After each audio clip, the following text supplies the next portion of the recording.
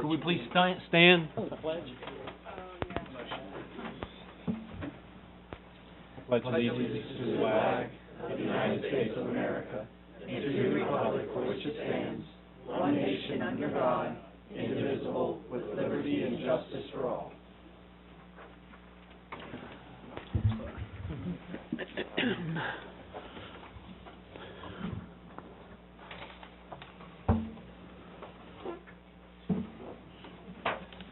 Roll call, Ms. Mason.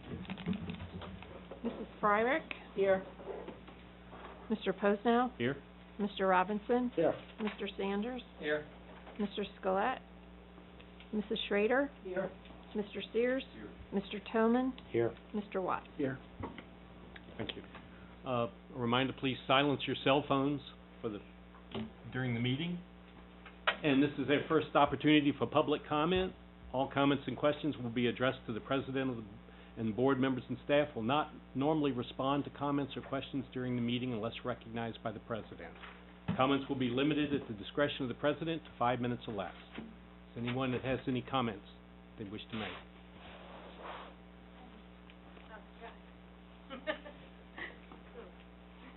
Hi, I'm Danae Myers. I live at 515 Ardmore Lane. Unfortunately, I was unable to attend the recent meeting on the topic of the potential changes to the music program next year, but it's my understanding that the fourth grade lessons will now remain completely within the school day for all students rather than before school as previously proposed. I was very glad to hear this, and I just wanted to thank the administrators for rethinking that change. It is my understanding, however, that the proposal for next year still includes cutting one music department staff member, which will reduce the staff from 6 to 7, and leave only one band director for grades 6 through 12. I respectfully ask that the board not approve this cut. As has been discussed before, it would be nearly impossible for one person to physically cover all the existing middle school and high school curricular and extracurricular groups, including the jazz bands and marching bands. The administration has proposed that outsourcing directors would be a viable solution to this problem, but we feel very strongly that outsourcing the lead directors for these groups will erode the integrity of our secondary music program and will quickly lead to the extinction of these groups. A current example right here at YS is the Indoor Percussion Ensemble, incidentally one of the favorite ensembles of the students, which remains in the budget but has not existed for 2 years due to lack of a director. We do not want our jazz bands and marching bands to follow in these sad footsteps. As we have mentioned before, it's important that the district music staff lead the extracurricular groups for many reasons. They need to be familiar with the students, their strengths and weaknesses, and their personalities in order to choose music and plan programs which will give the students the greatest opportunity for success. The students have relationships with these directors and are motivated to perform for them in the extracurriculars. Another downside to outsourcing is the potential for philosophical differences, which will hinder student progress and undermine the integrity and continuity of the overall music program. The National Distinction as the Best Community for Music Education Award and the Support Music Merit Award are given annually by the NAM Foundation, which is the National Association of Music Merchants. This program recognizes outstanding efforts by teachers, administrators, parents, students, and community leaders at the district and individual levels who share in the common goal to ensure music access for all students in the classroom and to make music education an important part of their curriculum. Designations are made to districts and schools that demonstrate an exceptionally high commitment and access to music education. One music education specialist in Richmond, Virginia, stated that receiving this award has been a source of pride for our community, students, and administrators, and is often used as a selling point that local real estate agents use with potential buyers considering home purchases in our locality. In 2017, 527 districts received the BCME award nationally, including 73 in Pennsylvania. 5 local districts were award winners in 2017: Bermudian Springs, Central, Dover, Red Lion, and Spring Grove.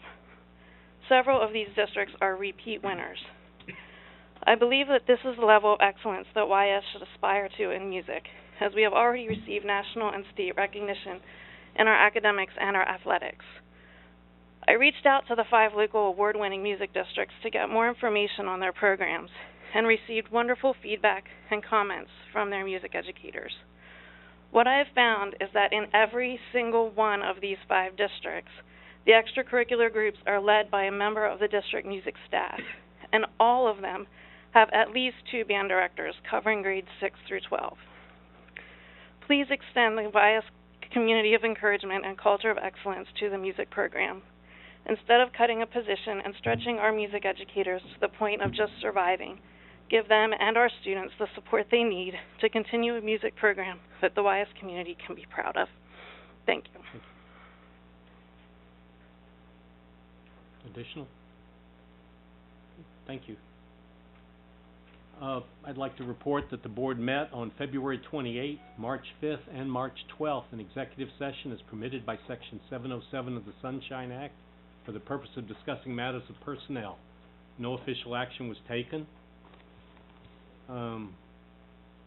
There's a board meeting schedule here.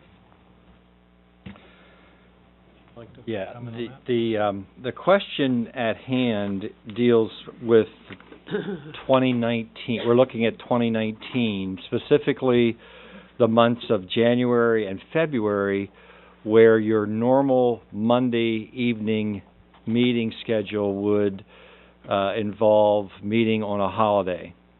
Not that that can't happen, but if January 14th and the February 11th, might 18th. February 18th. Yeah, February 18th would be days when administrators would also be on holiday. So the options before the group are, number one, to go ahead and meet regardless. 2, to maybe push your meetings to the 2nd and 4th Mondays of the month in January and February, or where there's a conflict on Monday night, go to a Tuesday night meeting. So we were looking for discussion so we could finalize the calendar as it relates to 2019. Did I catch that? Yep. Okay. Thoughts? Was there an issue on the days that the school is closed with administrators not being here during the day and having to come in the evening for? Right. That would be a Because I think if you try to move it to Tuesday night, you're going to have chaos because conflict. there's other meetings and whatever going on. Are there any objections to meeting on the holidays? I have none, except that was the question with the administrators, not, having to come in and we'd have to open up and. My only thought is it's nice to be consistent on a Monday.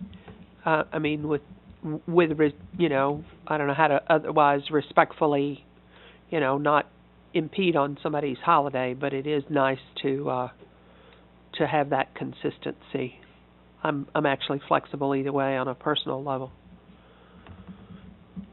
At the risk of taking a leap, I'm sensing that we're good with the schedule as it is. Staying on Monday, 1 and 3? So they did 7 and 21 in January and 4 and 18 in February. Is that correct then, Dr. Ray? 7 and 21, 4 and 18. Okay. Thank you. Briefly, I'll give you an update on the superintendent search. We are moving toward the interview stages. We started with about 30 applicants, or not about, we started with 30 applicants, and we're scheduling first round interviews with 12. At the conclusion of the first round interviews, we will select candidates who will move to the second round, and we anticipate being done by late March.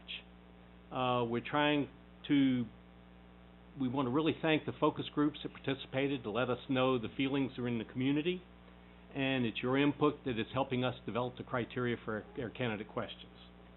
So based on progress, we expect to be completed by late spring, and I would welcome any comments or questions you have to me as we move forward. Thank you very much. Dr. Reddy. Okay. The next piece of the agenda is, again, because this is a work session, going to address some of the personnel action items that have been discussed in various committees over the last 3-4 months. There's a personnel committee meeting again tomorrow evening, but really positioning the district so that when we get together for our work meeting at the end of March, we can approve items that do have support at that point. The function of tonight would be for me to share in 3 broad categories where those recommendations are coming from. They fall into those recommendations that really are academic and student service related, administrative adjustments, and then those that would enhance the organizational leadership in the upcoming year. So as we work through the agenda, we'll get that queued up here. I really want to stress that the pieces of the recommendation that we're looking at here tonight are really about things that are needs of the district and really aimed at quality services for our students, and trying to use that framework as we work our way through. And again, as a work session tonight, trying to answer any questions. I'm going to be redundant and go back through some of the discussion we had at the various committees that brought us to these recommendations, and if there's information that still needs to be gathered, we have tomorrow's, as I mentioned, the Personnel Committee, and we would have information prior to a decision point being made at the March board meeting on the 26th. Okay, so if we start with those recommendations that are in the academic and student services level, and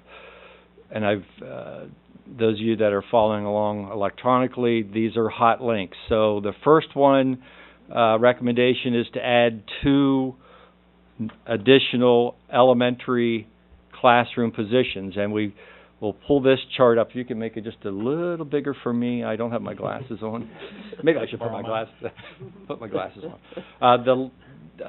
We worked through this chart a number of times, and this version does move the number of teachers that we currently have in kindergarten up to 1st grade next year. So the left side of the chart is the current teacher load and enrollment. The right side moves those folks up a grade. So the question then really came to at the kindergarten level, how many teachers were we going to have available? If we only had 4 slots in 5th grade, and we moved that 4 back up to start over again in the rotation, obviously 4 kindergarten teachers weren't going to be sufficient for 100 students to stay in our projections. So we have recommended that there be 5 kindergarten sections, which is a decrease of 1 that we currently have. But at the 5th grade level, we only have 4, and next year's 5. So at each of these scenarios, we've added an elementary teacher to the Valley View Indian Rock rotation and an elementary teacher at the Yorkshire East York rotation to cover the classes moving forward. The tricky piece here is still the fact that we're only scheduling 5 sections of kindergarten, and want to be upfront that if our enrollment goes to 121 like it is now at Valley View, someone's going to be back here asking for maybe an additional. But right now we're scheduling 5 positions, and the distribution would be accordingly. Questions on where that recommendation was coming from, and the data that we were using behind that schedule. Would there be enough funds if we needed up here and a kindergarten teacher? Is there enough money in the budget to? Right now, we have not. We have not scheduled. We've only budgeted for 2 additional K-5 teachers to this complement. And the wild card really will be why we're keeping track of, I mean, and hopefully we'll have some better sense of where kindergarten enrollment is before the end of April. But right now, there's only 5 sections of each. Do we have any idea how good we are? Well, I mean, what's our track record? If we look at where we were it's predicting in March, the last 3 years, were we anywhere near, or were we out to lunch on all of them?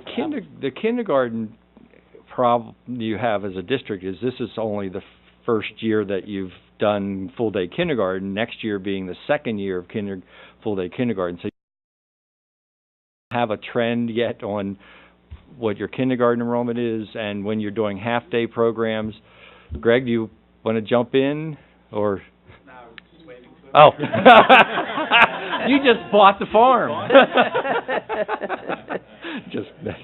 I'm just, I was gonna say, I yeah, can jump in Colin? a little bit. Yeah, Yeah. Sorry. From past experience here, the past couple years, if we think back, we've hired people in August. In Yeah. August, so again, to your point, but we're cautious, we're always cautious, of course, on the low side, and then we're scrambling at least for that what used to be a half-day teacher or something. But I think, I can think of at least the last 3 years, and it may go back further than that we've had to hire in August. I know one was like the weekend right before school started. They're late, late hires. But we are making steps right now. For example, at kindergarten, there's 6 teachers at kindergarten in both buildings, and we've notified them that there's only going to be 5 positions to start with. So someone has to be in the mindset of moving to a different grade. But in August, there could be a 6th position, and they could go back. So it's tricky. It's tricky. The certifications cover K through 5. K to K- 4 K to now. 4. Yeah, it's Yeah, which is tricky. Unless you get a veteran who has the older certificate, in which case that would stand. okay. Again, we would be looking for a determination at the 26th on accepting or rejecting that recommendation. The next position that's added to our list deals with enhancing what we currently have as math specialists in the district. If you want to pop that open. What I've done is we already have 2 of those individuals serving the district, and they do share responsibilities. I have posted currently half a math specialist serves Indian Rock and Valley View, and this might be, Greg, where I do ask you to help me out with the current structure of the 2 people that serve. This is an example of the type of duties that third person would do. Go ahead, Greg. Right.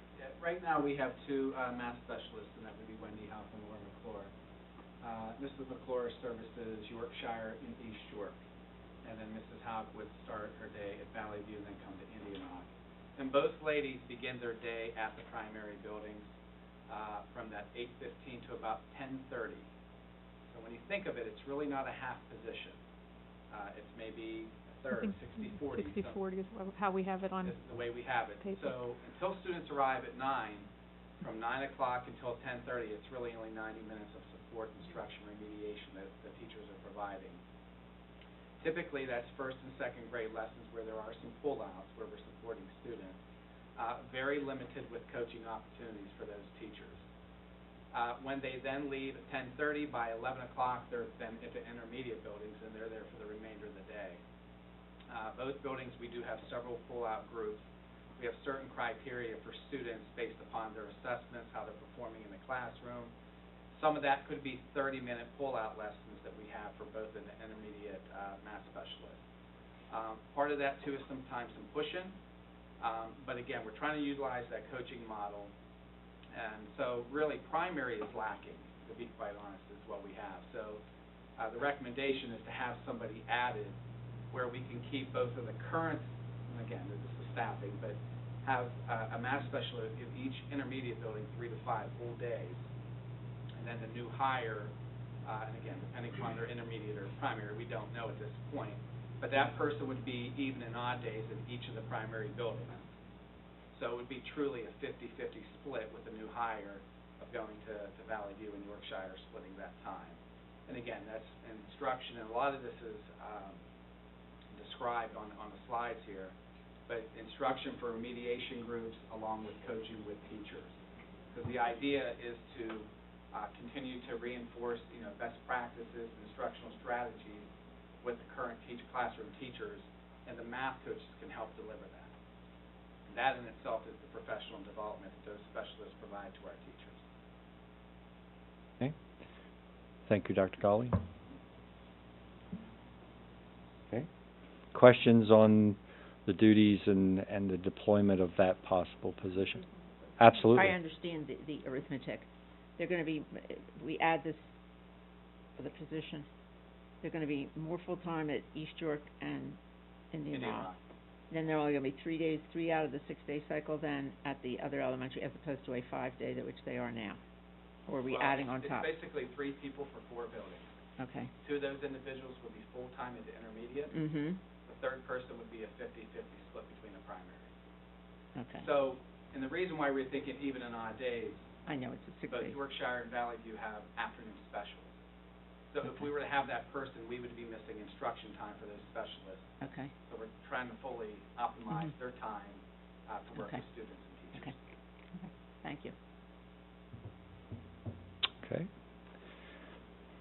Next recommendation is the autistic support for the 3-5 program, and again, Natalie's here to answer some questions, but I did pop up the the slides that were shared as it relates to the overview of autistic support. Because this is a transfer entity, the district is taking back that program, offering to the current employees the option to be part of the York Suburban School District. This is a program that will serve 8 students in grades 3 to 5. The point of clarification that I want to address is what happens when we have that 9th or 10th student, and an understanding of the board as you've gone through this process. What is your understanding if there are 2, 3, 4 more than the state recommends, or actually state allows, for an autistic support classroom?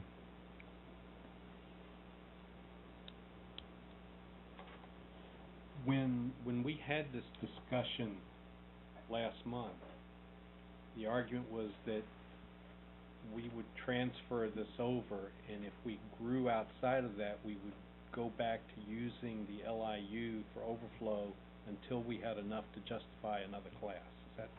Is that yes, and I think that's what I wanted to clarify. When we can make it financially viable for us, that it's not going to cost us more, if that was the understanding of the district, of the board.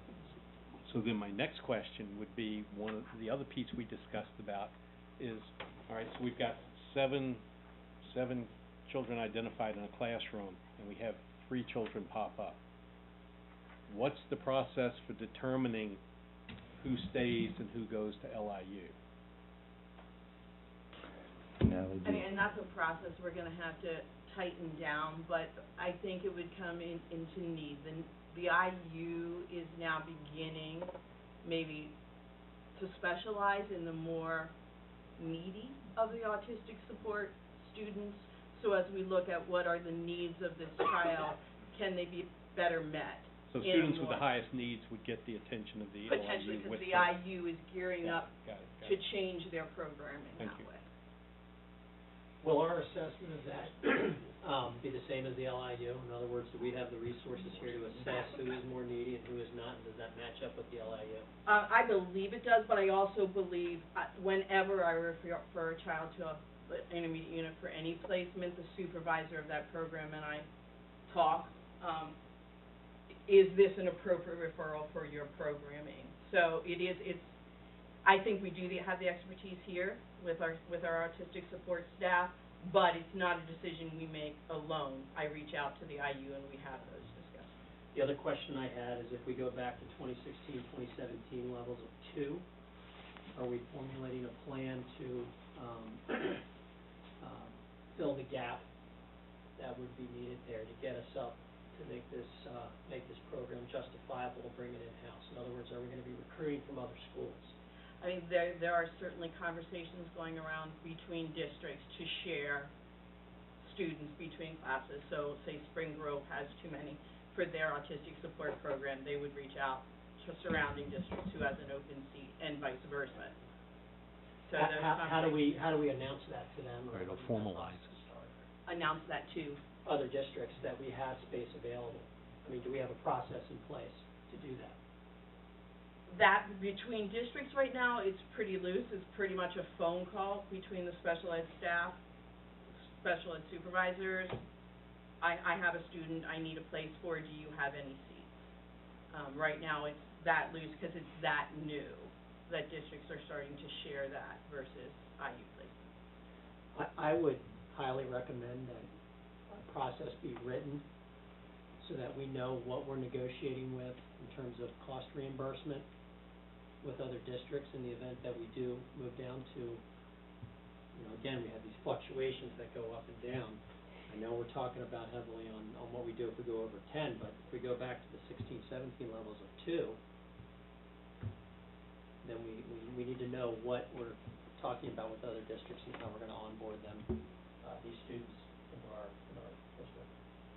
Well, and similarly, do we have a process, or shouldn't we develop a process, is probably more appropriate, that if we have this 9th child, do we send them directly to the IU, or do we call Central or Spring Grove or West York and say, do you have a slot for them?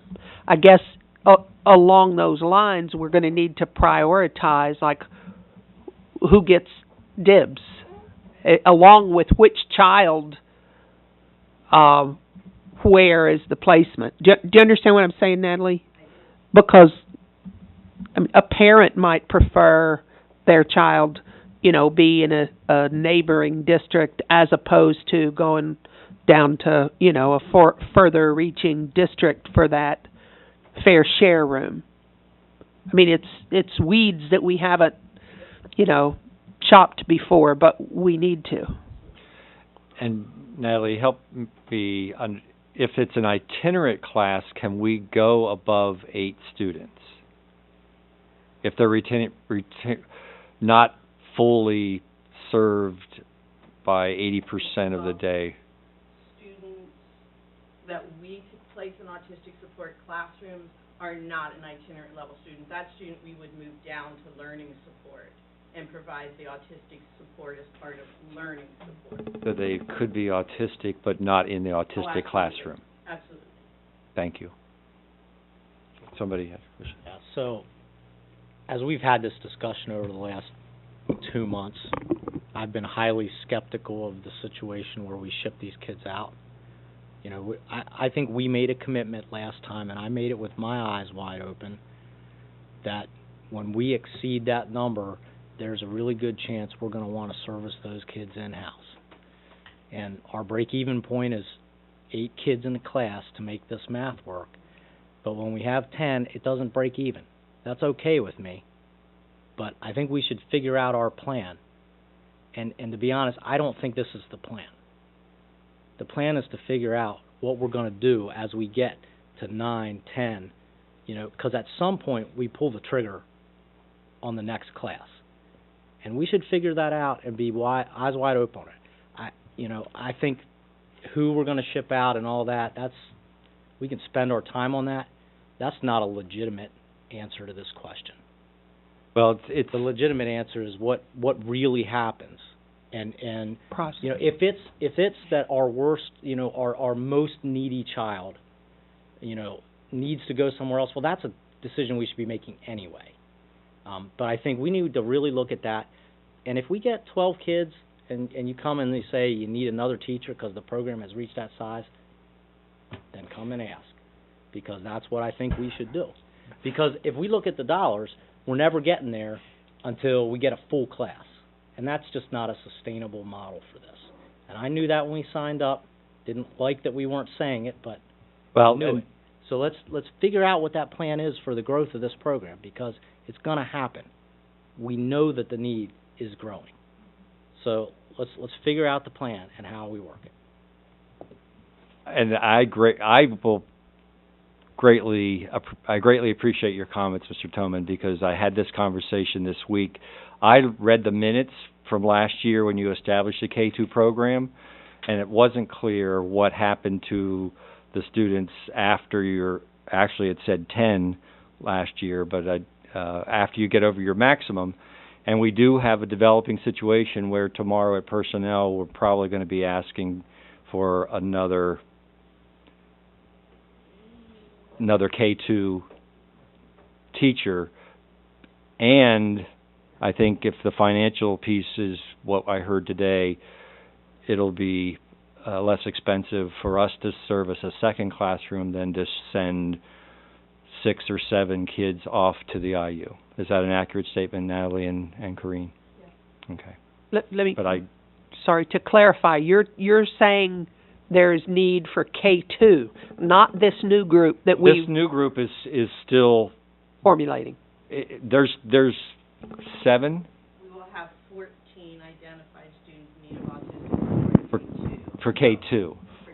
Oh, we're actually full. We just had our 8th move into the 3-5 last week. The question was about the 3-5 classroom. What's our projected enrollment? 8. There's 8. So we have full enrollment for the new class, and we have enough to add a second K2 class.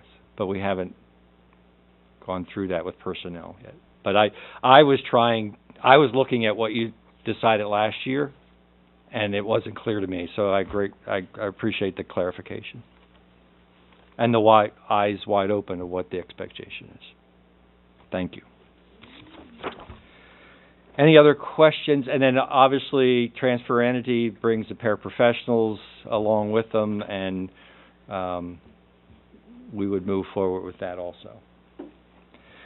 The last topic on this slide deals with I think an area that really has been talked about much more in the month or so since we initially talked about a behavior specialist, and that is what maybe on the social services side is needed. And this topic I have on the agenda for tomorrow to really formulate is the district moving forward with a recommendation for social services, behavioral services. Right now there's only one position in the budget, either or, 50-50, neither. But from the personnel committee, that's a major topic for conversation. And I don't know, at this level tonight, are there comments, questions on either position? How are these services delivered now? Some of them are not. A lot of them are not delivered. Does that mean that there's no resource in the area that deals with these, and we become the resource of last resort or first resort? No county programs? There is not a county agency that could provide this service to the school district. We did look. That is an accurate statement? I reached out to some mental health agencies, in particular the one that does our school-based services, to ask if they had any of these kind of social work services, and they have not heard of any agencies that do. Not that they weren't willing to have the discussion with us. The IU does not have social workers that we can contract with like we do our school psychologists. Right now, our guidance counselors do the best they can hooking up families with outside agencies, but their knowledge base is nowhere near what a social worker's knowledge base would be. So is the intent from personnel to bring forward a recommendation or justification over behavioral support versus social services? You know, one, the other, what's the, you know? What's the sense of the personnel committee? Yeah, is that the intent of this, to look at from personnel, to look at it and provide a recommendation of either or both? You know, you know, is that what's gonna come? Yes, it would come, and probably at this point, I'll speak for myself, because I wouldn't wanna commit the other members of the committee, but I think looking at all of the evidence, it's gotta be a social worker. I don't think there's any question that we need one now. We've needed one actually for several years, if not longer. And if we're going to cut to the chase, a social worker is the most effective and the most efficient way to provide what we need for our students. Mr. Watts, you're nodding yes. I wholeheartedly agree. As a member of personnel, we can give it a blessing to recommend upwards tomorrow of personnel, but I'm in full agreement. Social workers, somebody to do that, to be there as a resource not only for the students but their families. That's something that's truly lacking, and it's, in a sense, a very critical preventative measure when you ask about involvement with county agencies and things. I think early on we can prevent, you know, kids getting involved with other social service systems that they don't necessarily need to be, if we could get resources or assistance in place somehow, some way prior to those needs truly developing very deeply. So let me show my ignorance here. When I talk about behavioral, I'm child-centric. When I'm talking about social work, I'm child interacting with surroundings and home life. So we're focusing on that rather than specifically child-specific. Is that correct? Yes. I'm even getting nods from the audience, so I think I'm Yeah, but one leads to the other, right? So very often these behavioral issues are coming from all of that stuff here. Not always, but very often. So in theory, if you're able to take care of this side that you were talking about, you're going to naturally take care of this. So you would argue that's causal? Yeah. Okay. Okay, thank you. I think the other advantage for a social worker is, I want to choose my words carefully, but in situations where you don't have that kind of control, if you have a student that has to be referred to an agency outside of outside of the school, they really don't have to go if they don't want to. I mean, I think there's a large proportion of students that might be recommended to go to some kind of counseling program or some kind of agency. A lot of times they'll drop out, and we don't have any way of monitoring that, to my knowledge, do we? To monitor. Whether a family and the student are following through on the behavioral needs or the emotional needs of the student with an outside professional. If we have an inside social worker who's monitoring that through a case management program, I'm not saying leverage is not the word I want to use, but we have more involvement with the disciplined approach to obtaining services on an ongoing basis. And that could be over a multi-grade period too, I would think, wouldn't it, Natalie? Absolutely. Yeah. And I think that's one of the glaring deficiencies of not having that kind of control or ability to supervise a situation. Am I making any sense here? I mean, I think of it as It's not like me.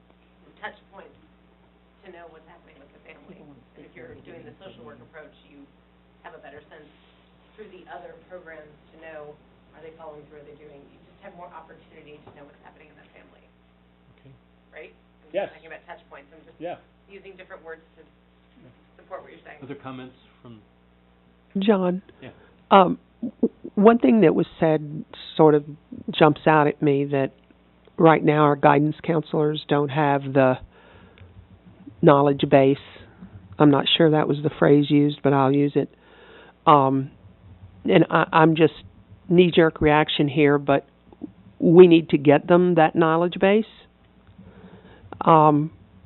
If there's an in-service, if there's a something that we can do as a district in the interim, and this is not going to be something that, okay, we hire a social worker and they have their magic wand to wave and these needs are going to be gone.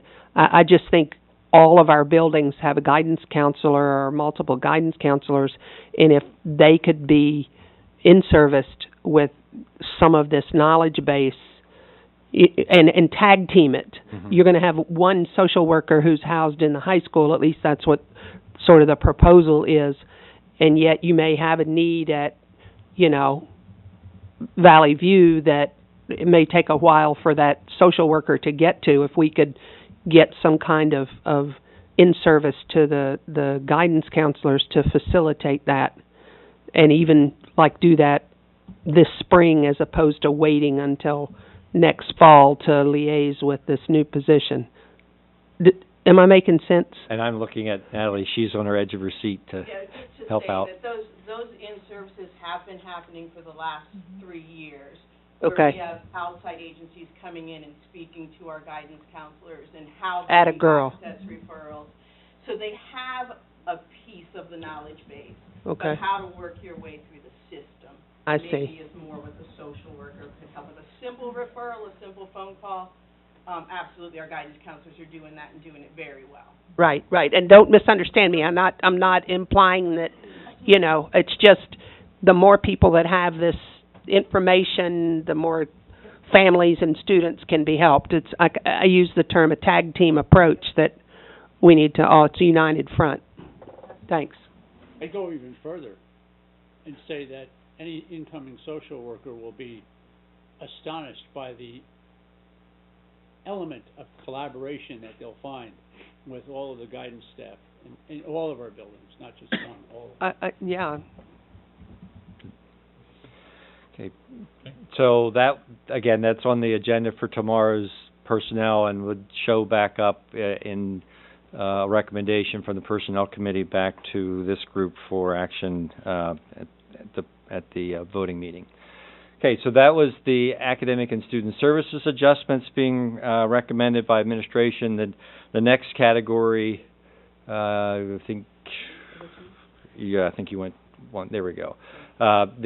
Those that fit into the category of administrative adjustments. The first one we've talked about in a number of times throughout the last 3-4 months, and that's the need for an HR office that's staffed at a full level.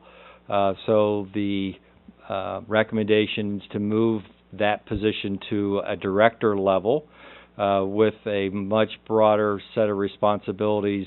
This person would report directly to the superintendent and really pull together the pieces of the job that are currently in an executive administrative assistant's position, parts of the job that were in the superintendent's job description, parts of the job that were in the director of educational services position, and trying to have a central home for all of those pieces that deal with employees coming and going, and the responsibilities as the district moves to a qualified high deductible plan, that office be a contact for some of that information. So the position being elevated and responsibilities being pulled together, and this draft job description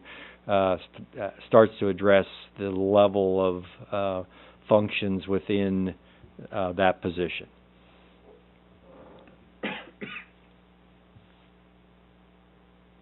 Okay. Next organizational change is related to transportation and child accounting. We currently have a person who is at the administrative assistant level in charge of child accounting, transportation, facilities, support, and some other level of responsibility. And the recommendation is to move this position up to a coordinator level, to number one, recognize the financial responsibility this position has to child accounting and state funding that's tied to attendance and transportation reimbursement. So the recommendation is to again elevate to a level of classification that is aligned to the level of responsibilities that are there. This position would go into what's currently known as a level 2 position with other coordinators and other executive positions. Okay. We talked about that. The next position is to take one of the administrative assistant positions. The transportation is currently in an administrative position. The HR office secretary, executive assistant. So there's two administrative, or actually one administrative and one executive administrative position that would be collapsed into a administrative assistant level position to provide the support that would go to the Office of Transportation and Child Accounting and to the Office of the HR Director. So there would be one person or one position that would be classified accordingly. And again, we've begun putting together the job description. They would be reporting to the Director of Finance and Support Services and the Coordinator of Transportation. As I mentioned, they're supporting both of those functions, and we've talked about the duties and pulling those two together to make sure we have the current support necessary for those, for the coordinator and the director. Okay. And again, these are posted so you can go back and review. The last piece that I have here tonight is really non-action at this point. However, looking at the agenda for tomorrow, where these are the positions that currently are classified all within level 2.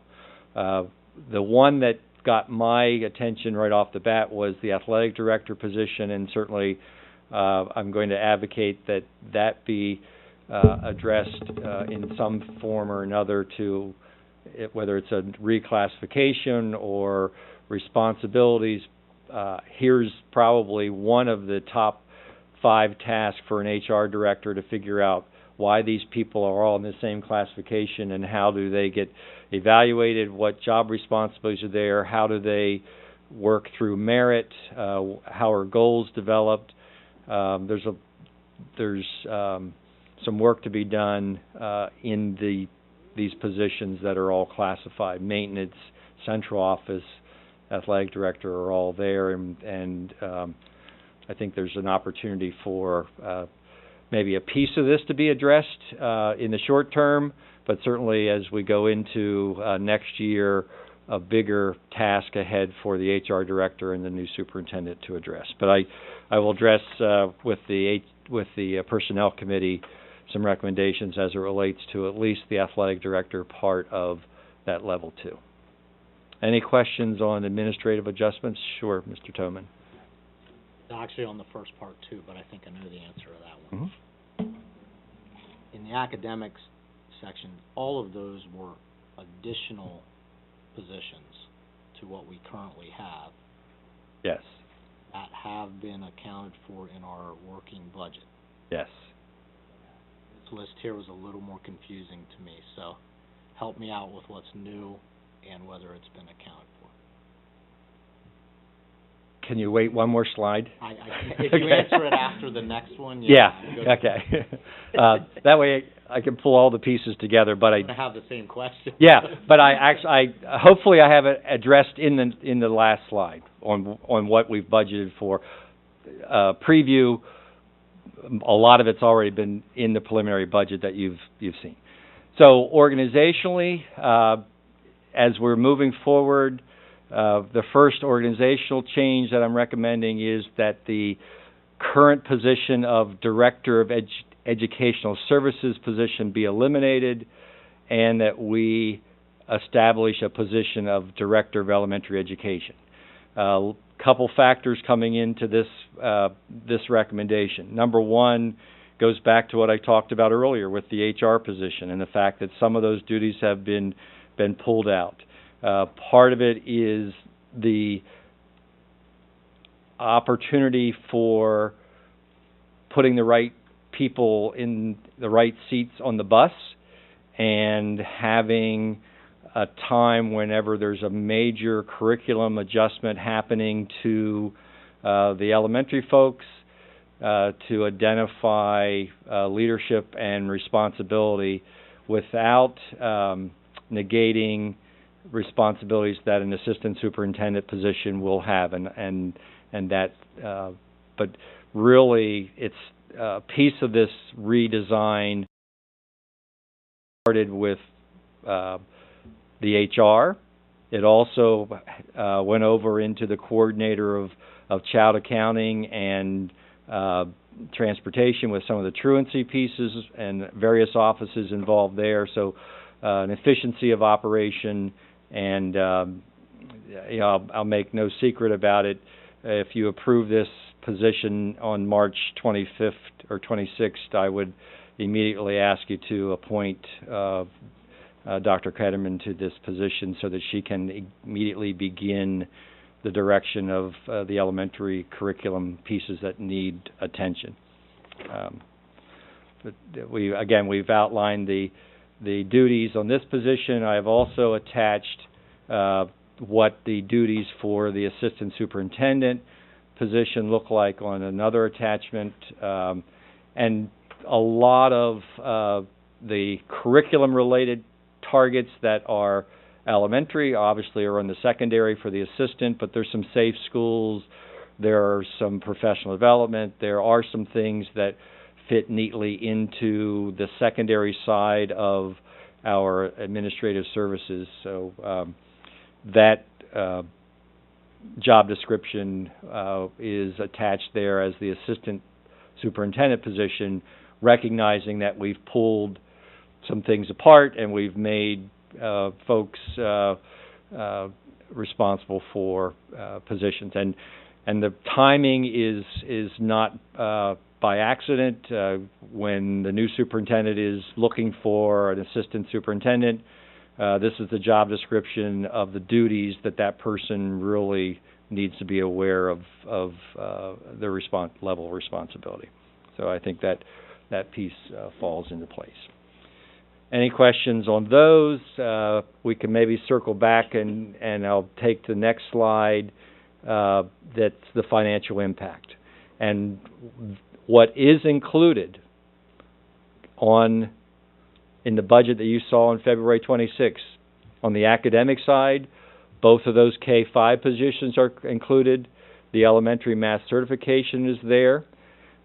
Because the autistic program is a transfer of entity, funds that you were currently paying to the intermediate unit are being taken out of the intermediate budget and kept here in the district. So number 3 and 4 are in the budget by default because they would have been there as expenses on the special ed side. And number 5, there is a position that's currently identified as behavior specialist that we talked about might end up being retitled, but the funds for it are there. On the administrative adjustment, those salaries are included in the director of HR position was included in the budget. The director of elementary ed is included in the budget. We have also budgeted for the two math, or the two retirees, the math teaching position that was unfilled this year at the middle school, and obviously we've budgeted for a new superintendent and the assistant superintendent. All of those items are in the budget that you looked at on February 26th. Questions still? They're replacements. Two retirees, teachers. Two retirees. We have a family consumer science position and a middle school sixth grade teaching position, right?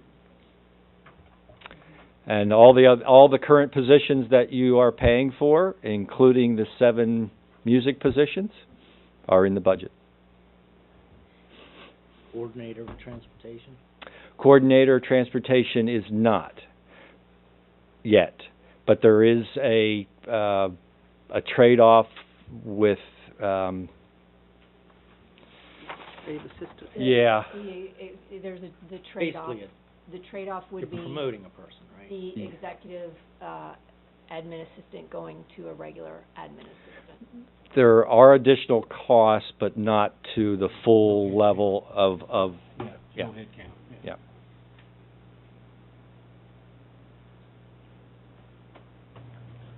And Director of Elementary Education is a wash.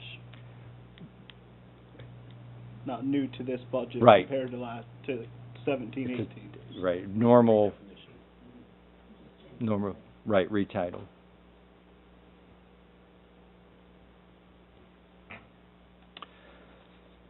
That's my report for recommending staff adjustments.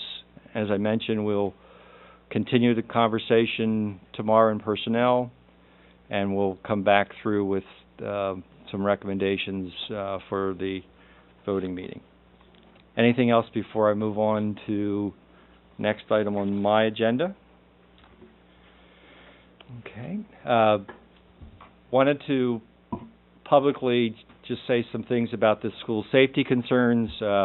At the top of the list, as an administrative team, certainly we have been stepping back and reviewing our procedures and drills and the processes that we have in place as it relates to our all hazards plans that the district has put in place and fully utilizes.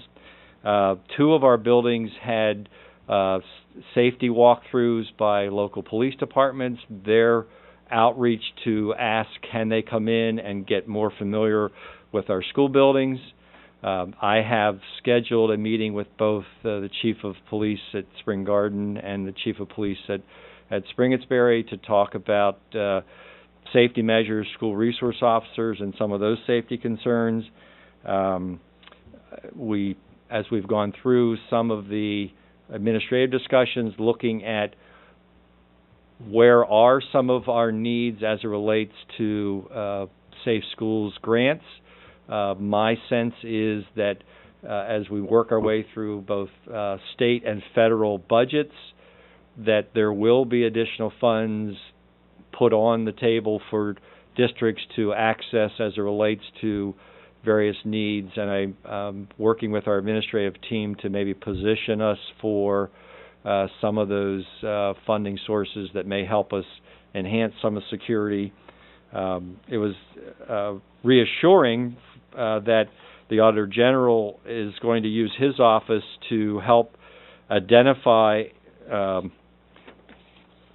school safety features, and from a personal standpoint, they did this kind of audit about 6 or 7 years ago, and in my prior district, that audit finding was the basis for us being able to receive grant money for 3 consecutive years, because we had used the Auditor General's findings as why we needed security cameras, why we needed various things that they identified, alarm improvements, training, signage.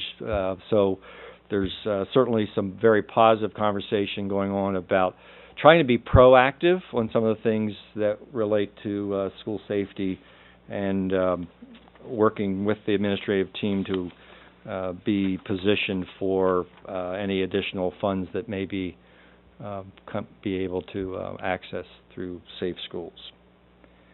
We also have notified parents and staff at the middle school and high school level about our procedures for student participation in the event scheduled for Wednesday.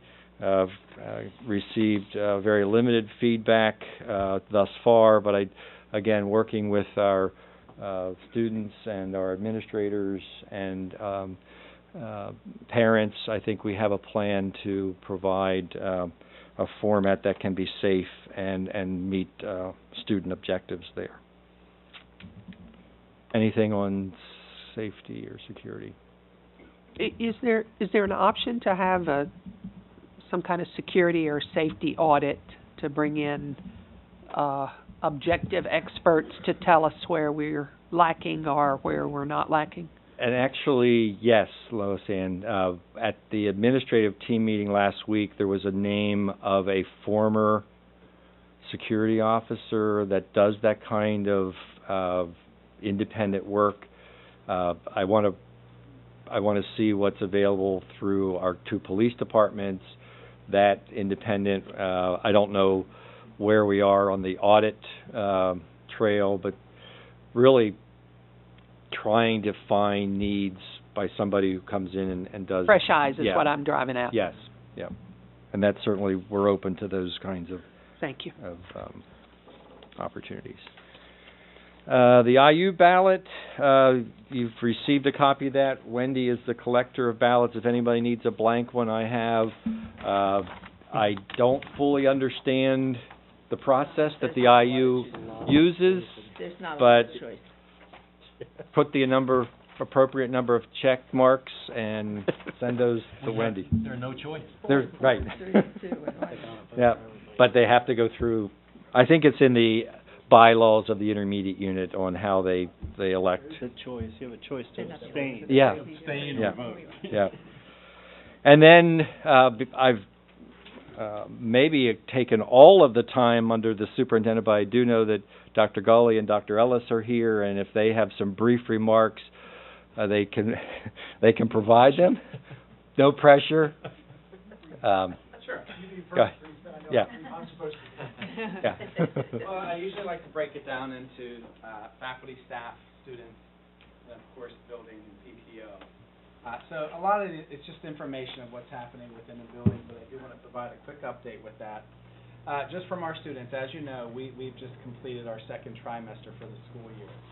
And I looked at it today just to find out how many days, and it's 54 days left in the school year, which is hard to believe. But progress reports were given out at the intermediate level at East York and Indian Rock just this past Friday, or last Friday, March 3rd, earlier in the month. Also, a big thing is we just had our last benchmark of the school year through Study Island. That gives us data and information about the progress of our students from beginning until this point of the school year. We do that 3 times per year. That data is very instrumental in what we've completed this past Friday during part of our professional staff development, which was looking at that data and really like what is our plan of action moving forward. I call it that. Stand in front of you, Bear.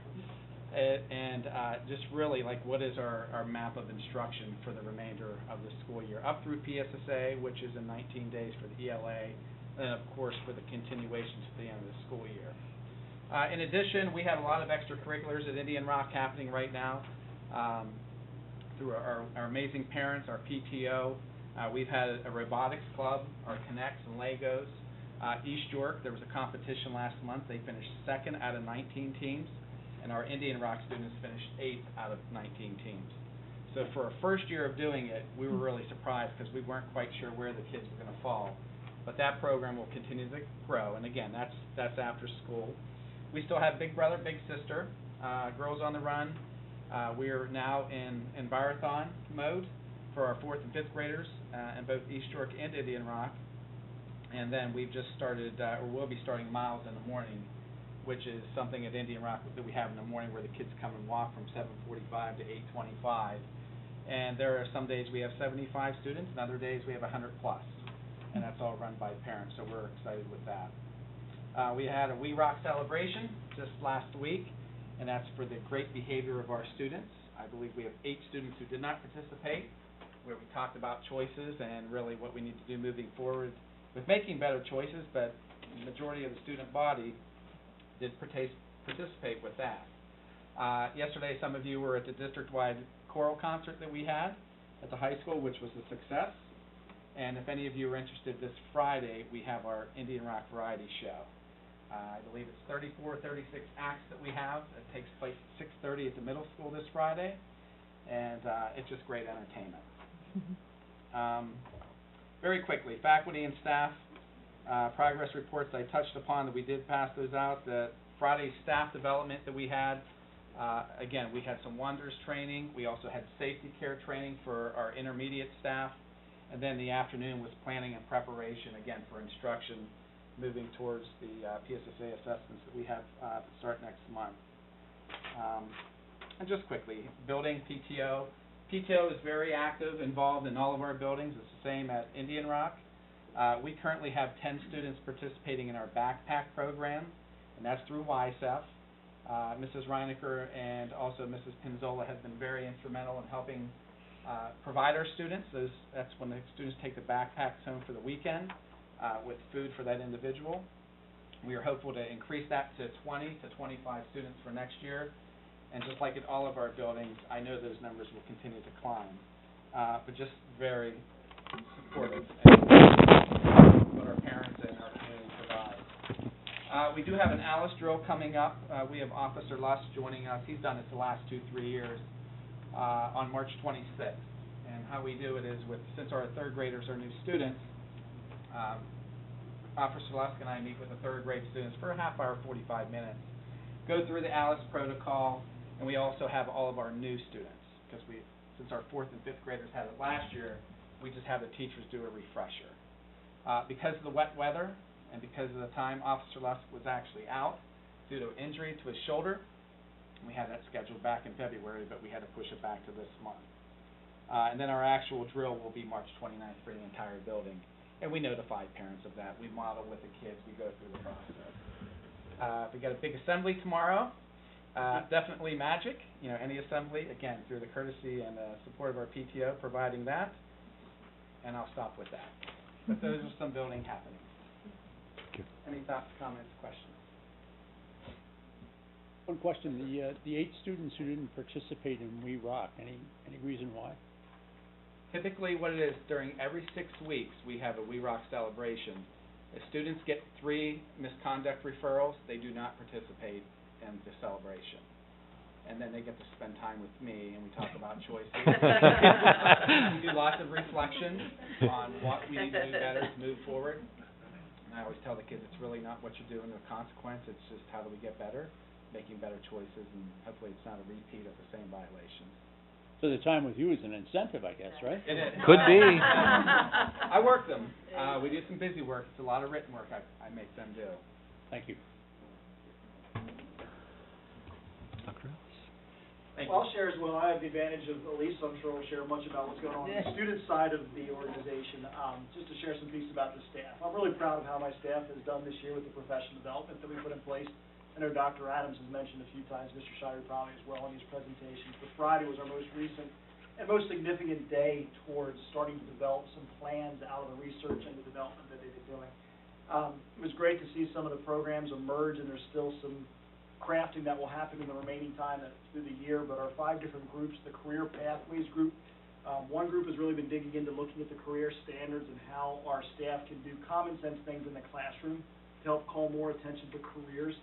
We had another group, and actually a large portion of the committee on Friday went out and visited local schools. We went to some of the prominent programs. Middletown's apparently the best career program in the state, has been recognized that way. We had a number of teachers go there. We had a number of teachers go down to York Tech to better understand that process and how to get more of our kids down to the School of Technology, as well as a number of other local places. We also have a teacher who serves as a board member at Peckway Valley, who is prominent in mass customized learning and reclassifying a lot of their work around careers, so we had there as well. Bringing back ideas, all things to support our career development program, which was really a great development. I'm anxious to hear more of what they had to say. I only saw a few teachers in the course of the day to even hear what their feedback was from that particular piece. Our culturally responsive teaching group has really emerged with, it was interesting as the Unity Committee was talking about what they're doing, and just the idea of empathy for next year, really the Culturally Responsive Teaching Group has looked at that. How can we help teachers be more empathetic to the needs of our kids and recognize where they're coming from to help them be more successful? They're coming out of their work with recommendations for different ways to engage parent involvement at the high school. That's a chronic challenge of how to keep parents involved, and particularly our kids that are disenfranchised or disconnected, getting to their parents and helping them feel more comfortable to come in for parent conferences more likely. What we can do differently with back to school night. So they're bringing some recommendations that way as well. They're also looking at developing a student survey to really give students a voice and help to understand what are some of the obstacles and disconnects, whether that's done on an individual interview basis or put out to the kids, so we better understand some of those obstacles and help support the kids.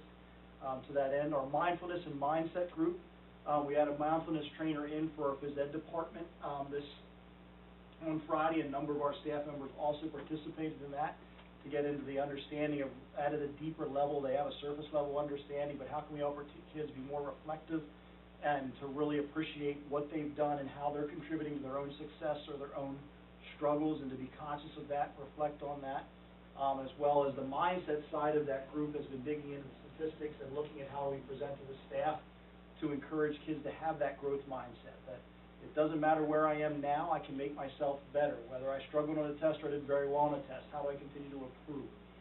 So they've developed a base of research that they're going to work to share with the faculty going forward. Our academic tip group really explores a proposal of how to look at all our support structures in our high school and find ways to support more students.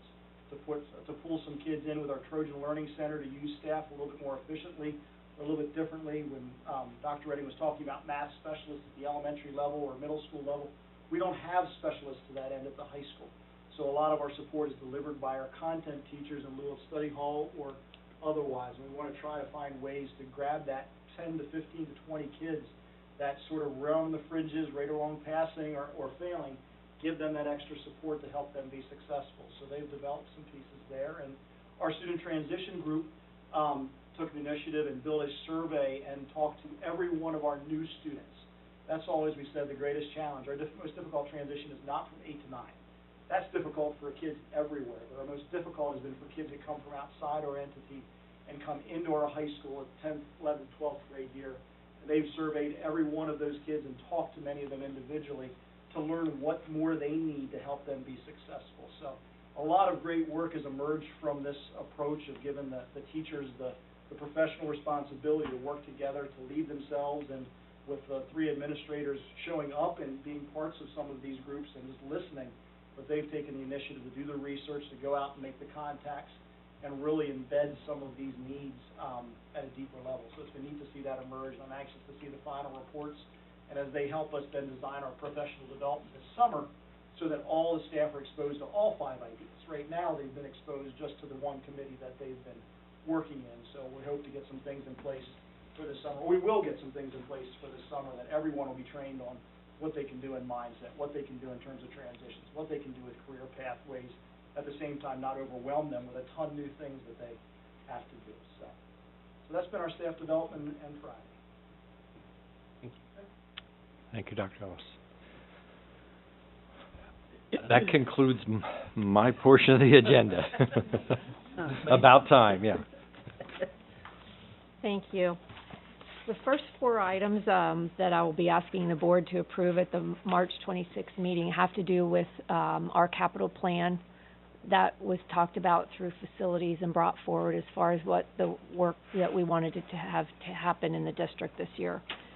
So the first item will be for the roofing project. Recommend it to TRS Roofing, Inc. for a cost of $2.2 million. This is the same contractor that did the high school roof. Any questions on that item? Well, as a relatively new member of the facilities committee, I'm drawing a blank on the additional 595 section. The concern I have is that essentially what it sounds like is we're walking away from 5 years of warranty. So accelerate into or buy into a 30-year warranty. But To me, it's like throwing tires away that still have 30 seconds on them so we can get brand new tires. And they'll all run the same. It's a little more than that, and I'll let Mr. Gerling speak to that. I'll try to explain it, Joel.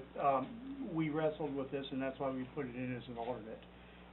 The middle school roof had, the sections we were replacing, and including that section, had a 10-year warranty. We bought an additional 5-year warranty for that. So really, that warranty is gone, with the exception of the materials. The actual rubber itself has a 20-year warranty, so we have a few more years on that. We have no warranty left on the labor. Our problem is we're experiencing leaks in that area. The one which I think is alternate number 2, that's a 6th grade classroom. All the flashing in that, due to storms, a lot of other issues, all the flashing in that area is gone and needs to be replaced. Problem is, if we don't replace the roof and we replace the flashing, and we go back in another 2 years, 3 years, 4 years and replace the roof with just the rubber, that flashing is going to have to be repaired or replaced in order to maintain or have a new warranty for this new roof. So the flashing that we do this year, that money would kind of all go to waste, because it would have to be redone when we put the new material on. So really, it's only the material, only the rubber that's still under warranty. And the problems we have are leaking seams and things like that, which is not a material issue, it's a labor issue. So we're actually paying for that now. I don't know if that helps. It helps structurally, but what are we talking about in money? The relative cost. You're saying $595 covers the 2 sections if we replace. What's the cost if we continue doing what we're doing? Repair? Needed. I might not have that information right now. I mean, I'd have to go back and look to see what kind of money we've already spent on it and what we might envision. But there are current leaks in those areas. What does a typical leak cost us to repair? $300-400, depending upon what it is. I think the biggest thing here, and again, it's based on what our architect recommended, was the fact that if we don't replace the rubber and we replace the flashing, which has to be done this year, when we decide to replace the rubber, we're going to have to replace the flashing again. So all that money that we've spent on the flashing, and I really don't know what that breakdown is, we could find that out, for the flashing. So that basically would be money going to waste, because we would have to replace that flashing in order to have a warranty for the new roof when we would put it on at that time. My recollection is that the flashing goes down, the roofing goes on top of the flashing. Roofing goes down first, and flashing goes down afterwards. And it's a system. It can't be done so that the roofing could be replaced later. So how much does the flashing cost if we did that? I don't know what portion of flashing is. We'd have to pull that out. We have a facilities meeting this week. No, we don't. It's canceled. We don't. But, I mean, it was a recommendation of our architect as well to do this because of the flashing issue. But yeah, the roof has to go down first, then the flashing. So that's why if they do have to pull. They can't peel it back, it's gotta be completely replaced. To be under a warranty, yes, it does. When we replace the roof, yes, it does. Yeah. I'd like to know what that flashing cost is. So this hadn't had an opportunity to go to facilities at all? No, we knew that the meeting was going to be canceled this week. That's why the plan was to bring it to planning tonight. And then any questions that came up, we can address them. Are we on a time deadline so that we just couldn't go to facilities in April and still make it? The chance of us getting the bid and getting the work done may be in jeopardy if we hold off till April.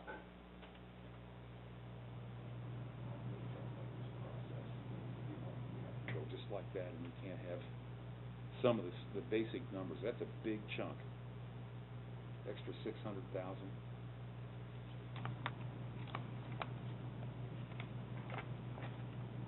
So how old is that section of the roof? Pardon me? How old is that section of the roof? That was constructed in 2002, and again, we originally had a 10-year warranty on that roof and flashing, and we elected to go with an additional 5 years. So 2002 plus 15 years, I think, takes us to about 2017 with the warranty. However, the rubber was actually warranted for 20 years, so there's a few more years left on the rubber, but as far as any labor, flashings or anything like that, that's expired, warranty is expired. And that's where any expense we have now, it's not the rubber, it's actually the seams, the flashing, those are what's failing, not the rubber itself. I'm confused, and that's not uncommon.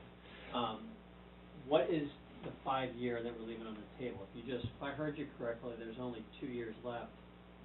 We're already out of warranty. Yes. On the flashing. So what's the 5-year we're leaving on the table? Yeah, it's just the rubber itself, the roofing material itself. That would be prorated anyway. Exactly Correct. right, that's prorated. Another reason that the architect said, so if there would be a issue with the rubber, we wouldn't get our money out of it anyhow. At this point, probably just a few dollars. And he just felt now's the time to do it if you're gonna do it. That way you can walk away from the building. We have repeated leaks in both those areas, and that's another issue. Yes, you can repair them for a few $100s here and there, but it's the issue of actually having leaks in the building, and, it can cause other damage as well. But we always have leaks in all of our buildings constantly, new roofs, old roofs. It's inherited, it just happens. But again, with the age of these, and the technology that when they were in place, there's just a lot of seam failure, in these two areas. So we have a 30-year warranty on the new roof. Correct. Actually have a 30-year lifespan though, or are they gambling on the proration piece of this? Yep, that's the way it works. And what I don't know, and I can find out for you, I don't know that's a 30-year warranty on the materials, and generally the labor is not included in that, only a few years. So it's 30 years on the materials that were used. Which could be It's debatable. basically the same warranty as what we did when we did the high school. Which can be debatable, am I correct, Barry, that if we have a section that's adjacent to it and we start tearing it up and repairing, could cause damage to whatever new section we're putting on, we would put on this year, am I correct? There are some areas where you would have to go over to get to, especially the one alternate here, you would have to get, go over existing roof to get to this roof. I'm talking manpower going over that roof to get to the roof. So again, Gotta tear it up and... you could do some damage. Well, would it be reasonable then, since we're not meeting, to have a couple of alternative proposals that we can look at the voting meeting, so that it's not an all or nothing vote? That, in other words, you break out the base, what was it, $1.6 million deal for approval, and then put these alternatives on as a second item for approval, after some discussion about what the Yeah, and I costs think are that's if we the way don't it's do set that. up. I don't see that here. And if it came just like this, I'd have no idea what the alternative is. In other words, if we don't do these alternatives, what's our cost projection? What does it look like to keep repairing the roof? Yeah, he wants, Just do the it's flash. outside of the bid, what he wants the information on. Yeah, no, I was confused. He's asking for additional information that's not a part of the bid. For Right. example, what does it cost in your repairs? To repair.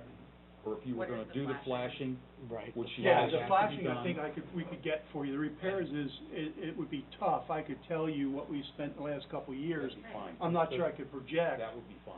But Historical, the flashing, fine. I think we could get that. That should be actually broken down in the project already.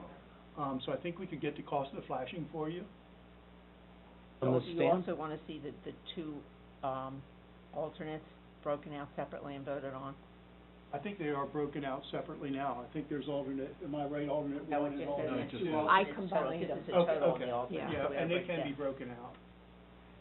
from the standpoint of awarding it, if we approve the base bid now, would we be able to add the alternates a month from now? I mean, we already got the guy on the hook coming out at that point. The time criticalness isn't, Well, you do, but what might make a difference is the How they ordering the order and materials. deliver. Whether or not he has to order, he'd wanna order everything at one time for a different price break, I'm not sure, we'd have to check with him on that. I'd like to know that. We could probably find that out. Rescheduled, given that we had to, I mean, We've got some tight timeframes here, you know, with is that other not an meetings. option? I just thought since there's so many specific questions, that if we had that Fortunately, opportunity. we will finish, Okay. you know, we've got all the other meetings. So we're concerned that the reason for not completing this in September and letting it go into, in August, but letting it go into September is disruption to parking and potential students.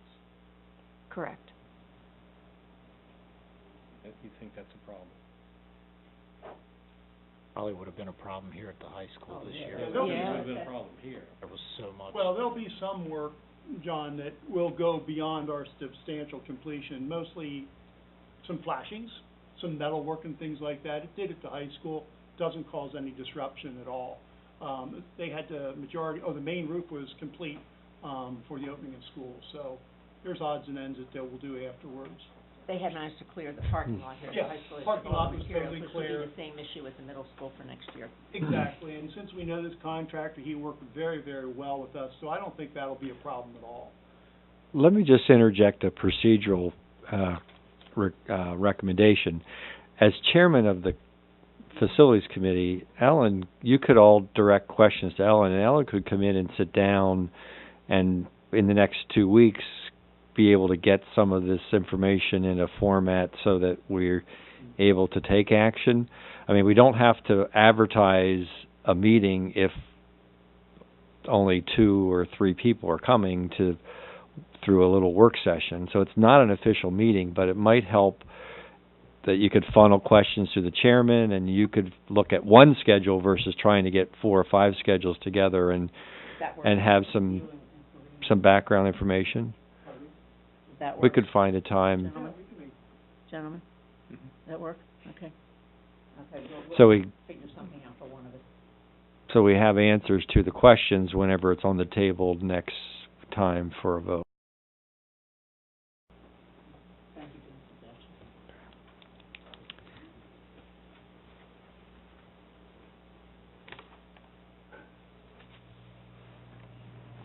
Moving on, the East York Elementary Innovation Project, general contractor to East Coast for $425,000, electrical contractor to McCarty and Sons for a total of $571,958, mechanical contractor to SSM Industries for a total of $1.2 million. They also have the plumbing contract for a total of $27,400. Total amount of bid is $2.2 million. This is actually not quite $1 million below the estimate that was given for the capital plan.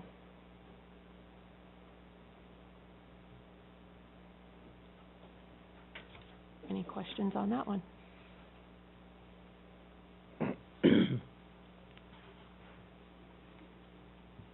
Okay, the next item then, for the middle school chiller, that's only being open this Friday. Since there is not a facilities meeting for this, I will put the information out when the bid is open, what that looks like, so that everyone has it. And then if there's any questions, we can incorporate them in with this other meeting that we'll have to address the questions for the roofing. Okay? Next item is the proposal from Slough Flooring to furnish and install carpet tile on the first floor of the Ed Center, and an installation only of carpet tile in 2 offices in the basement of the Ed Center for a total cost of $43,143.97. This would be purchased off the state contract, and it is being done through the Capital Projects Fund as well. We had that on the capital plan as well, with a total for the updates of $146,000. So this is the first part with the carpeting installation.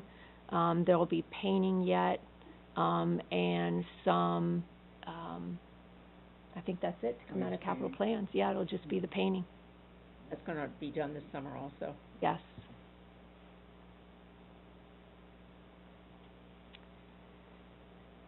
Next item, next two items actually have to do with replacement of cafeteria equipment.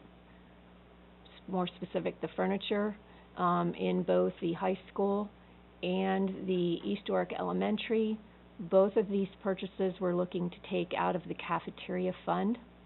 The tables at the high school total $48,726.46. That purchase would come from Verco.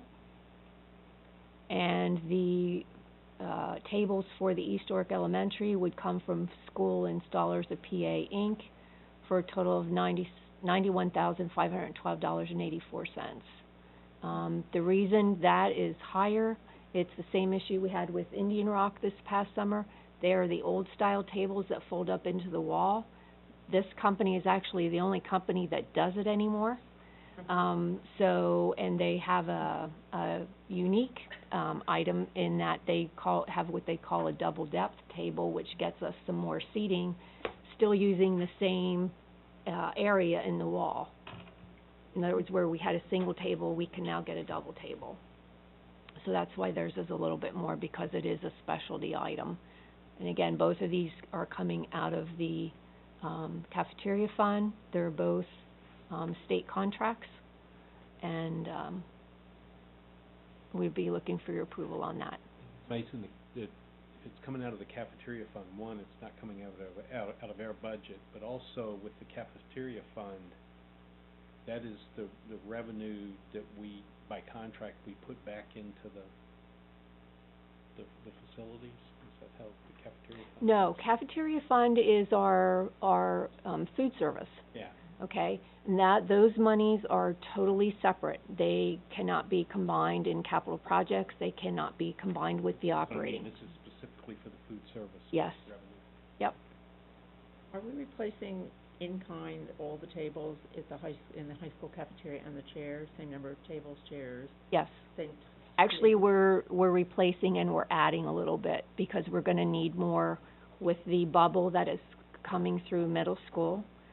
It's going to be at the high school, so we need some more room. We've actually been looking at the high school for over a year, trying to figure out a configuration that would get us the best and the most seating for what we think we're going to need. I'm guessing, sort of, kind of, or just out of curiosity. Yeah, there'll be some round, there'll be some rectangle. There's going to be some standing tables as well. A little bit, how middle school has the different configuration. Different configurations, okay, so then you'll have different seating, obviously, if you have the standing tables and yes, some of the taller tables and things like that. And what are we going to be doing with the old tables from the high school, Jenny? Some of them, quite honestly, aren't fit to go anywhere. And we'll see what's left after that, and then it would be a matter of what is left, and then going out to possibly, depending on how many are left, a bid, if other districts would be interested in putting a bid in on them. If there aren't many, depending what is left, possibly donation. I was just curious, because there's a lot of tables over there, I mean, for better or for worse, Right. They're there. I'm glad to see we're going to do something about the chairs, which are less than sturdy. Most of them are. Yep. Thank you. Anything else? Okay, next item is, we'll be recommending, board approval of a contract with Apple Nissan for a 3-year lease on a 2018 Nissan Sentra for the driver's ed. This payment actually will go up $4, compared to our current lease that we're paying. And that car was purchased off a state contract?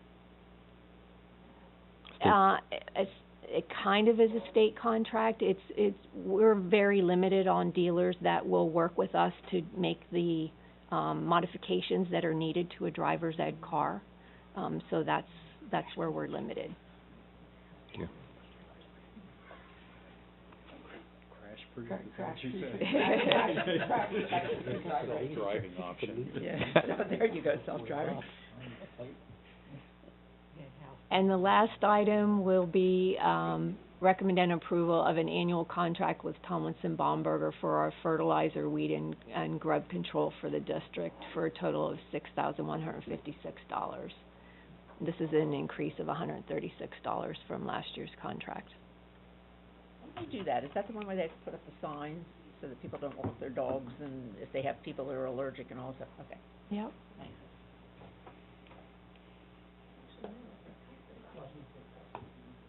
No, not in this one, no. Do we do flea and tick? That's in another one. Not in this one, but it's another one. And that concludes my report. Well, you weren't quite as long as Dr. Redding, but. Ms. Atkinson. All right, so now that Mini-Thon is over, things have definitely calmed down at the high school. But the juniors are currently planning prom, and they just picked the theme on Thursday, and it's Starry Night, so, well, I don't know. Then spring sports have officially started. Practices started last Monday, and tennis already had a scrimmage today. Baseball, boys lacrosse, and girls lacrosse have their first scrimmages on Wednesday. Boys volleyball on Thursday, softball on Monday, and track next Thursday. So spring season is definitely pretty short, so come out and see some games if you can. In the music department, there was a district-wide choral concert yesterday, so that was for grades 5 through 12. And then the high school has their band and orchestra concert this Wednesday at 7. And the high school musical Shrek was last weekend. I talked to Ms. Dare and Ms. Kingston, Mr. Tillman actually, and they hired F&P because their previous lighting contract with Mike Kaczynski and John Stiles wasn't available this year. They're out of town, and they were going to provide you the contract. I don't know why it was $3,800, but yeah. And then the art and world languages, so that's German, Spanish, and French. Their induction inductions are tomorrow at 7 in the high school auditorium. And then Indian Rock is having their variety show on Friday at 6:30 in the middle school auditorium. And then next Thursday, March 22nd, is the Multicultural Festival at the middle school from 7 to 8:30. That's personally one of my favorite events of the year. They have a lot of great performances and food from different cultures. It's a really fun night and very inviting community event. And then at the middle school, 68 8th graders went to Penn State York last week to present their science fair projects to the York County Science and Engineering Fair. I haven't heard any updates, but hopefully some of them did really well. They did. Did they? Yeah. That's good. And then we also had our 3rd annual NEHS Coffee House last Thursday at the high school, and that was a fundraiser, and then students performed poems or shared music in the library during Flex to 3:30. It was a really successful event with a lot of high schoolers there. And then NEHS also collected over 1,000 books that supported the Food for Thought program. So with every backpack that's given away, they also have a book in it they can take home, which is really nice. So that's the conclusion of my report. States this week, swimming? Oh, yes. States are they this week? Yeah, it is. Yeah. I can get the names if you're going, yeah. And they did really well at districts, so, yeah. Brain Busters. It didn't show in the local GAL because they kept the golf tournament on and didn't. Really? It showed it and they did. I actually, for the first time in my life, emailed GAL in the middle of the program and I said, where is this program? And they said, oh, it's on a different time. No kidding. How did they do? They lost, but it was really, really close. Yeah, yeah. And they were undefeated in their division, so that was really good. Yeah. Thank you. Mm-hmm. Thank you. You've got the committee schedule linked online here. Communications Committee report, Mr. Robinson. Thank you, Mr. Posnell. I'm sure you've all read the January 25 minutes and committed them to memory, but there are 2 items I would like to highlight. One being the discussion of the Breakfast with the Board program that we had last year. There was a frank and serious discussion about going forward with that. The consensus was that it would be too late to schedule a round of Breakfast with the Board this year, so instead the offer was made of board participation at staff appreciation breakfasts. And we will have a schedule of said breakfast for you so that you can schedule at least one breakfast. That's what the committee hopes all of us will be able to do to attend at least one of the staff appreciation breakfasts to show our appreciation as well. The other item of some note is the discussion that we had about getting the word out about York Suburban to new and various audiences in our community. And the suggestion was made that residents of Springett's Ferry Township, of which there were 2 on the committee, approach the Springett's Ferry Township government to see if there would be any room for collaboration and use of their newsletter, by which we would have a story about York Suburban to include in their quarterly newsletter. And the township agreed on the basis that this story be fairly brief, no more than a quarter of a page. If it exceeded a quarter of a page, then we would be getting into costs and paying for it and whatnot. And we, being the efficient, frugal guys that we were agreeing to a quarter of a page. So the township has agreed. We have that venue available to us. We're going to see how it works, and on the basis of that operation, then we will approach Spring Garden Township with a resident of Spring Garden who's also a member of the committee. That concludes my report. Any questions? That's good. Thank you. Thank you. Thank Is there any other committee reports missing? The link to the Lincoln Intermediate Unit report is here. Ms. Frerick, do you have an LIU Joint Operating Authority report? No, because we did not meet this month. We have a meeting the end of this month. About York Adams Academy? None at this point, except that we have a number of York Suburban students who are ready to, or have probably already taken their entrance exams. Ms. Mason, York Adams Tax Bureau? No report. Trader, York County School of Technology. Quick informational, the York County School of Technology sent a team to a national competition, the National Home Builders Association of Home Builders in Florida, I believe it was, and one of our York Suburban students was on the team, Junior Tyler Cagrisi, I believe is the correct pronunciation of the name. And I just wanted to share that there was a new advisor this year and some new students to the team, and they're just really proud that they did so well and that we had one of our York Suburban students as a member of the team. Just sort of anecdotally, there were 5 students, and the advisor spoke in our meeting just to share the good news and said that of the students, 3 had never flown before, so this is an opportunity, you know, of a lifetime for them, and 3 of the 5 had never been out of the state of Pennsylvania. And so this is an opportunity that provided really an experience beyond measure for them. So I just want to share that. Our students said that the experience at the Home Builders competition taught me how it is truly in the field, and proved to me that I want to do something related to this field as a career. So I thought that was good news and just wanted to share. Thank you. Very nice.